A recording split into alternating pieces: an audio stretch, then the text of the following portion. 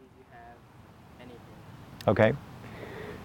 My name is Jason Crutchley. I'm 42 years old. I was born with atrial septal defect, transposition of the great vessels, subaortic stenosis, and pulmonary atresia. In layman's terms, that means I was born with one chamber of my heart instead of four. And I'm still living with one chamber of my heart. However, now I've got congestive heart failure, and I have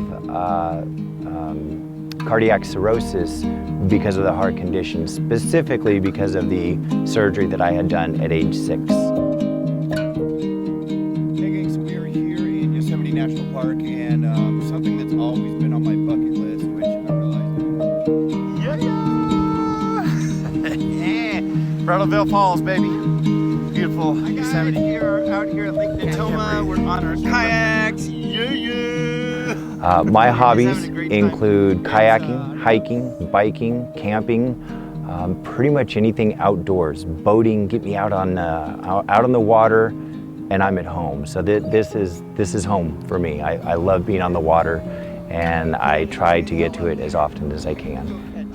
As far as growing up with a heart condition, probably the most difficult part of that was really kind of, without people realizing that they did it, they kind of push me away and tell me, okay, you know, you need to go sit down and rest, and we're gonna go do this event or this activity. And they didn't allow me to really find out what my limits were. So that's been the hardest part. As far as with my family goes, there was no stopping me, so there was no stopping them, really. I think the limits were more of our own creation, and I firmly believe that that's how I am as a person. You know, I don't have limits other than what I place on myself. The doctors don't even really want to try to place limits because they don't know where they're at. And that's the beauty of kind of having a congenital heart disease, is that everyone is different and it affects everybody differently. And for me, it just meant, okay, fine, you have a problem, but you learn to overcome it.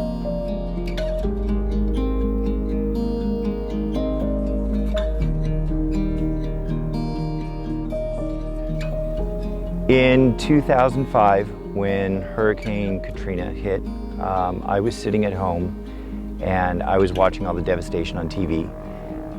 And all I could think about was those poor people. I was making dinner for my family at the time, went to sit down and have dinner, and I realized that all the people that were affected by Katrina was not gonna have that opportunity to sit down with their family at home and have their dinner for quite some time. And even then, when they do get a chance to finally be able to do that, they're still gonna have more stresses than I have in my normal life. And at the time, the American Red Cross said, we need lots of money. So, you know, if you can get out, you can donate money, or we need 250 volunteers that can be immediately deployed down to Louisiana for disaster relief. And I was at home on disability, so I knew that I didn't have the money to give, but I had the time. And so to me, it was a no-brainer. It was definitely, in my opinion, God's calling me, saying, get out there, you need to go and help. It's important, and I really feel that that's my goal in life anyways, is to help. I want to get out and help people. Volunteering with the Red Cross really opened my eyes to something that I never thought I connected with, but also never thought was an issue for me, and that is stuff. So, like right now, everything in my house is stuff. If I were to lose it in a fire, if I were to lose it in, you know, an earthquake, in a tornado, in a hurricane, quite honestly, I wouldn't care. It's stuff. I can replace it. I have insurance for that reason. So I don't have a connection to a lot of material things anymore. Everything is replaceable except for human life. That's the important part to me. My biggest goal in life is to inspire people. How, I don't know. But my biggest goal is to inspire people, make people be happy, help people, show people that there's nothing that you cannot do. Circumstances that are beyond your control, that's fine. But everything else, go for it and do it. You can do it. Everyone can do it.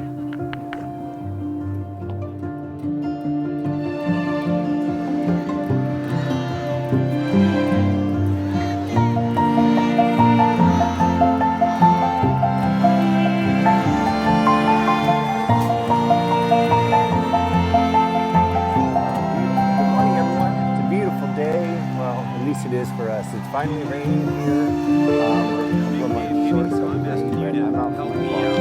What advice can I give a healthy person? Just live. Just live. There's nothing better in this world than living. You know, get out, do whatever makes you happy. And it's weird that I say that, because if doing drugs makes you happy, probably that's not the right idea that I'm meaning here. If traveling makes you happy, get out and travel as much as you can, as often as you can, as much as you can afford. If sitting at home watching TV makes you happy, by all means, you know, go ahead and do that too, I guess. For me, my happiness is being outside, doing things outdoors, and I try to do it as often as I can. You know, I don't care if it's raining or pouring. If you don't want to join me, that's fine. You don't have to join me. I'm going to go do it anyways. Get out and live. Whatever living is for you, get out and do it. You're going to leave this world at some point, and when you do, you know, do you want the people that love you to say, "Oh, he didn't live," or "She didn't live"? Nah. You definitely want them to say, "Oh yeah, he lived his life." Hopefully, people see that with me when I go. You know, they're going to say, "Hey, Jason lived his life. He wasn't fearful. You know, he went for it." I don't think what I deal with is like crazy odds. I don't feel like, you know, oh, he shouldn't have lived. I get out and I experience everything that I can when I can. So live. Why not? It's not going to hurt you.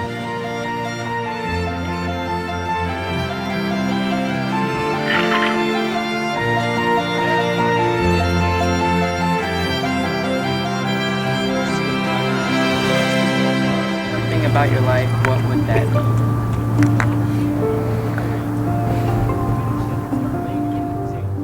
I don't think I would change anything. I've experienced things in my life that healthy people will not experience. And they've made me who I am. I wouldn't change anything in my life.